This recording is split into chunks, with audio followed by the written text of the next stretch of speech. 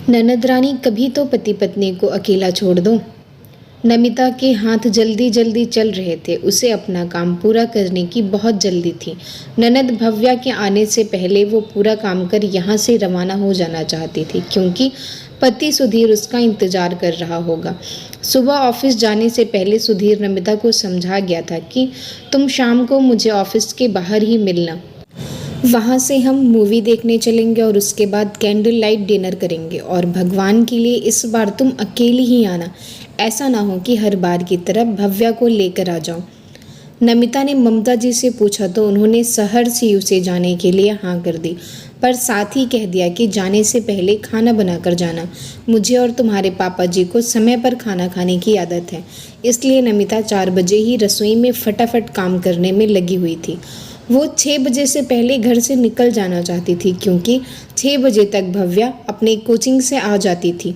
वो शाम का खाना बना चुकी थी और तैयार होने अपने कमरे में जा ही रही थी कि इतने में सास ममता जी ने उसे रोक लिया और कहा, बहू, जाने से पहले थोड़ा बेसन का हलवा भी बनाकर रख जा। बहुत दिन हो गए खाए हुए, आज बहुत मन कर रहा है कि कुछ मीठा खाया जाए। आखिर नमिता को वापस रसोई में आना पड़ा। अब वो बेसन का हलवा बना रही थी। जैसे ही बेसन का हलवा बन गया, वो तैयार होके अपने कमरे में चली गई। फटाफट से शिफॉन की गुलाबी रंग की साड़ी, जो कि सुधीर को बहुत पसंद थी, पहनकर हल्का सा मेकअप कर वो तैयार हो गई और अपना पर्स उठाकर बाहर निकली कि इतने में भव्या आती दिखी। उसे देखते ही नमिता का दिल बैठ गया। हे भगवान, ये आ गई, अब ज़रूर जिद करेगी मेरे साथ जाने के लिए। अब मैं सुधीर को क्या जवाब दूंगी? ये मम्मी जी को भी इसी समय हलवा खाना था। अब सुधीर का मूड ऑफ होगा सो होगा, मुझे भी डांट पड़ेगी सो अलग। भव्या अंदर आई और नमिता को तैयार देखकर बोली, भाभी कहीं जा रही हो? पर नमिता के बोलने से पहले ही ममता जी बोली, हाँ, आज सुधीर और इसका मूवी देखने का प्लान है, फिर दोनों बाहर ही डिनर करके आएंगे, इसलिए जा रही है। ममता जी की बात सुनकर नमिता मुंह फुलाते हुए बोली, मेरे बगैर भला ये भी कोई बात हुई? उसकी बात सुनकर तो नमिता का हलक ही सूख गया। अब तो पक्का कन्फर्म था कि ये साथ ही जाएगी। आखिर ममता जी भव्या की बात को कभी नहीं टालती थी। आखिर माँ का प्यार अपनी बेटी के लिए उमड़ उमड़ कर जो आता था। उसने ममता जी की तरफ देखा तो बजाय अपनी 23 साल की बेटी को समझाने के उन्होंने नमिता को ही समझाया। अरे ये तो अभी बच्ची है, आखिर इसका भी तो मन करता होगा, ले जाओ इसको भी, इसका भी दिल बहल जाएगा। आखिर तुम भाभी हो तो इसकी जिम्मेदारी भी तुम्हारी ही है। उसकी बात सुनकर नमिता को कुछ समझ नहीं आया कि क्या जवाब दूं। अपनी 4 महीने की शादीशुदा जिंदगी में वो कई बार ऐसा देख चुकी है जहां भव्या बेवजह दोनों पति पत्नी के बीच में आ गई हो। इस 23 साल की लड़की के लिए लड़का ढूंढा जा रहा है जिसमें इतनी सी अकल नहीं है कि उसके भैया भाभी को भी प्राइवेसी चाहिए होगी। बस बेवजह की जिद करके बैठ जाती है और ममता जी बजाय उसे समझाने के उसका ही साथ देती हैं। इस भव्या ने तो उसकी शादी के बाद जिद करके उनके हनीमून को फैमिली ट्रिप बना दिया था। शादी के 1 सप्ताह बाद केरल के लिए टिकट बुक थे, पर भव्या की जिद के कारण भव्या और ममता जी का भी टिकट बना। जब विपुल जी ने समझाने की कोशिश की तो ममता जी ने जवाब दिया, अरे वो दोनों तो अलग कमरे में रहेंगे और हम दोनों अलग कमरे में। अरे पर तुम बेटी बहू के साथ अच्छी लगोगी क्या? क्यों नहीं अच्छी लगूंगी? एक आदर्श बहू वो होती है जो अपने परिवार को अपने साथ लेकर चले। आखिर हम सब जितना एक साथ रहेंगे उतना ही तो परिवार को जान पाएंगे। इसके आगे विपुल जी को भी कुछ समझ नहीं आया। अब दोनों पति पत्नी ना तो ठीक से कहीं घूम पाए और ना ही एंजॉय कर पाए, क्योंकि पहले दिन ही ममता जी की तबीयत खराब हो गई। सो 2 दिन तो उनकी सेवा में निकले और आखिर 2 दिन बाद सुधीर ने टूर ही कैंसिल कर दिया और सब लोग घर लौट आए। तभी बाहर से ससुर विपुल जी अंदर आए और नमिता को वहीं देखकर बोले, अरे बहू, अभी तक तुम गई नहीं? हाँ, बस भव्या भी तैयार हो जाए, फिर नमिता उसके साथ ही निकलेगी। अचानक ममता जी ने कहा तो विपुल जी ने नमिता की तरफ देखा।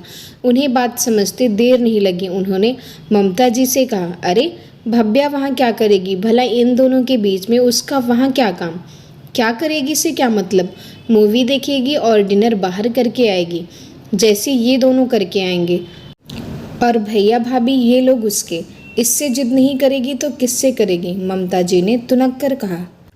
इसके आगे विपुल जी भी कुछ कह नहीं पाए। इधर नमिता अपने कमरे में आ गई और उसने सुधीर को मोबाइल पर मैसेज लिखकर भेज दिया, भव्या भी आ रही है। ये मैसेज सुधीर ने देखा तो उसने फटाफट नमिता को फ़ोन लगाया और नमिता ने भी फ़ोन उठाने में देरी नहीं की। नमिता के फ़ोन उठाते ही सुधीर बोल पड़ा, तुमसे कहा था ना मैंने कि भव्या के आने से पहले ही निकल आना। ज़रूरी है क्या हर बार भव्या को साथ लाना? उसकी बात सुनकर नमिता बोली, इसमें मेरी क्या गलती? तुम्हारी बहन को इतनी अकल नहीं है कि पति पत्नी को भी प्राइवेसी चाहिए होती है। ऊपर से मम्मी जी भी उसकी हाँ में हाँ मिलाते हुए उसका साथ देती हैं। नमिता की बात सुनकर सुधीर गुस्से में बोला, रहने दो, मत आओ तुम लोग यहाँ पर, मैं खुद ही घर आ रहा हूँ। अरे पर अगर तुम कैंसिल करोगे तो वो लोग मुझे दो बातें सुनाएंगे। कह देना कि मेरी तबीयत ठीक नहीं है। कहकर सुधीर ने गुस्से में फ़ोन काट दिया। इधर नमिता का भी मूड ऑफ हो चुका था। उसने कपड़े भी चेंज कर लिए। भव्या तैयार होकर अपने कमरे में आई तो देखा नमिता घर का सूट पहने कपड़े समेट रही थी। उसे देखते ही वो बोली, ये क्या भाभी, आपने कपड़े भी चेंज कर लिए, जाना नहीं है क्या?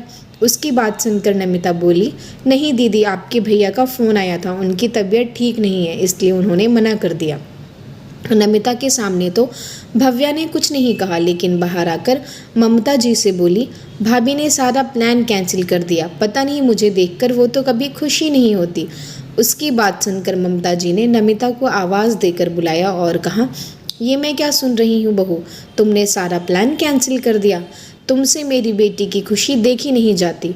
अरे तुम लोगों से नहीं बोलेगी तो किससे बोलेगी? हम लोग तो आज हैं कल नहीं। इसका मतलब तो साफ है कि हमारे जाने के बाद मेरी बेटी का तो मायका ही नहीं होगा। अगर तुम्हारे मायके वाले तुम्हारे साथ ऐसा करें तो तुम्हें कैसा लगेगा? इधर ममता जी अपनी बहू को सुनाया जा रही थी, उधर भव्या ये देखकर मुस्कुरा रही थी कि आखिर नमिता ने कहा, मम्मी जी प्लान मैंने कैंसिल नहीं किया है। सुधीर जी का फ़ोन आया था, उनकी तबीयत ठीक नहीं है तो खुद उन्होंने मना किया है। कहकर नमिता रसोई में चली गई और बाकी बचे सदस्यों का खाना तैयार करने लगी। इतने में सुधीर भी आ गया, पर उससे किसी ने कुछ नहीं कहा। सुधीर ने नमिता से बिल्कुल बात नहीं की। 2 दिन तक सुधीर और नमिता के बीच में बातचीत नहीं हुई। आखिर हार कर नमिता सुधीर से बोली, आखिर मेरी क्या गलती जो तुम मुझसे बात नहीं कर रहे हो? उसकी बात सुनकर सुधीर गुस्से में बोला, तुम मना नहीं कर सकती थी भव्या को? हर जगह उसे अपने साथ लेकर चलना ज़रूरी है क्या? मैं तुम्हारा पति हूँ, मेरी भी कुछ अरमान है। कुछ समय तुम्हारे साथ अकेले बिताना चाहता हूँ, इसमें मेरी गलती है? लेकिन नहीं, तुम तो भव्या और मम्मी को कुछ बोल ही नहीं पाती हो। उसकी बात सुनकर नमिता गुस्से में बोली, अरे वाह श्रवण कुमार, तुम्हारी खुद की तो हिम्मत ही नहीं होती है अपनी मम्मी और बहन को कुछ कहने की, और मुझसे उम्मीद करते हो कि मैं कहूँ। मैं तो भाभी हूँ पर तुम तो सगे भाई हो, पर फिर भी तुम्हारी ये हालत है। खैर तुम आदर्शवादी बने रहो, मैं ही बुरी बन जाती हूँ। मैं तो बाहर से आई हूँ, मुझे तो बुरा कहना बहुत आसान है। नमिता की बातों के आगे सुधीर कुछ कह नहीं पाया। आखिर वो गलत भी नहीं थी। कुछ दिनों बाद सुधीर को ऑफिस की तरफ से महाबलेश्वर ट्रिप मिला। घर आकर उसने नमिता से कहा, नमिता तुम भी तैयार रहना, 10 दिन बाद महाबलेश्वर ट्रिप पर हम दोनों साथ चलेंगे। लेकिन जैसे ही भव्या को पता चला तो उसने फिर जिद पकड़ ली और वो भी साथ चलेगी। उसने कभी महाबलेश्वर नहीं देखा, लेकिन इस बार सुधीर ने साफ मना कर दिया कि वो ऑफिस के स्टाफ के साथ जा रहा है, जहाँ सब सिर्फ अपनी अपनी पत्नी के साथ आ रहे हैं। लेकिन भव्या ने इस बार मुंह फुला लिया और नाराज़ होकर बैठ गई।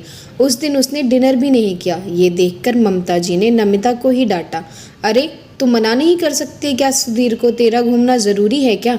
कितना मन था उस बच्ची का महाबलेश्वर देखने का, लेकिन अब वो नहीं जा सकती तो तू मना कर दे, कम से कम कुछ तो तसल्ली मिलेगी उसे। लेकिन नमिता ने कोई जवाब नहीं दिया और ना ही जाने से इनकार किया। जब भव्या ने चिल्लाकर नमिता से कहा कि नमिता ये बर्दाश्त नहीं कर पाई। भव्या उससे इस तरह से चिल्लाकर बात कर रही है। उसने पलटकर भव्या से कह दिया, दीदी मुझे माफ़ करो, पर हम पति पत्नी हैं, कभी तो हमें अकेला छोड़ दिया करो। हर जगह पर हमारे साथ जाना ज़रूरी है क्या? बस यही बात ममता जी और भव्या ने पकड़ ली। इस कारण से घर का माहौल बड़ा खराब सा हो गया। लेकिन महाबलेश्वर जाने से पहले इससे उभरने का बहुत जल्दी ही मौका मिला। रविवार के दिन भव्या को देखने लड़के वाले आए। लड़का नवीन, उसकी माँ पापा, बड़ा भाई और छोटी बहन भी आए। देखने दिखाने का सिलसिला चला और फाइनली उन लोगों को भव्या पसंद आ गई। 51 रुपये और मिठाई का डिब्बा देकर रोका कर दिया गया। सभी पुरुष खा पी कर हॉल में बैठे थे, वहीं सारी महिलाएं भव्या के कमरे में बैठी हुई थीं। तभी नमिता सबके लिए शरबत बनाकर ले आई और उस समय भव्या की ननद ने भव्या से पूछा, भाभी बताइए आपको कौन सी जगह पसंद है ताकि आपकी शादी के बाद हम आपका हनीमून ट्रिप वहीं का सेट कर दें। यह सुनकर भव्या शर्मा गई और कुछ नहीं बोली। यह देखकर भव्या की होने वाली सास बोली, अरे बेटा बताओगी नहीं तो हमें कैसे पता चलेगा। तब उसकी जगह ममता जी बोली, मेरी बेटी को तो महाबलेश्वर जाने की बड़ी इच्छा है, वो तो अपने भैया भाभी के साथ जाना चाहती थी लेकिन इन लोगों ने मना कर दिया। ममता जी की बात सुनकर नमिता का चेहरा उतर गया, पर उसने बात संभालते हुए कहा, दरअसल बात यह है कि महाबलेश्वर ट्रिप इनके ऑफिस की तरफ से है तो सभी स्टाफ मेंबर जा रहे हैं और उनके साथ उनकी पत्नियां ही जा रही हैं, इसलिए मना किया था। पर वैसे आप फिक्र मत कीजिए, हमारी दीदी बहुत ही आदर्शवादी हैं। हमारी मम्मी जी ने तो उन्हें शुरू से सिखाया है कि अपने परिवार को साथ लेकर चलना चाहिए, इसलिए हनीमून पर भी इन्हें अकेले भेजने की ज़रूरत नहीं है। आप चाहे तो पूरा फैमिली टूर कर सकते हैं। उसकी बात सुनकर सब लोग हंस दिए। भव्या की ननद बोली, अरे भाभी, आपकी भाभी जी तो बड़ी ही मजाकिया हैं, लेकिन भाभी की भाभी जी हम ऐसे नहीं हैं। अरे भैया भाभी को तो प्राइवेसी चाहिए होती है ना, अब इनके हनीमून पर हम क्या करेंगे। उसकी बात सुनकर भव्या की होने वाली सास बोली, बिल्कुल सही कहा बेटा, बेटे बहू को भी तो प्राइवेसी चाहिए होती है। अब ऐसे में परिवार के हर सदस्य हर बार उनके बीच में आए तो कई जगह पर तो घर टूटने की कगार पर आ जाते हैं। ना बाबा ना, हम तो ऐसी हरकत के सख्त खिलाफ हैं।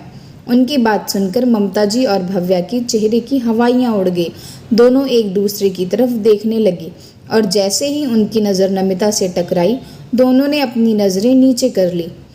खैर थोड़ी देर बाद लड़के वाले वहाँ से रवाना हो गए।